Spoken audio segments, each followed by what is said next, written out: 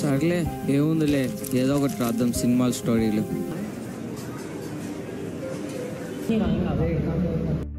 This is our isometric view. We had drawn music in our class lo.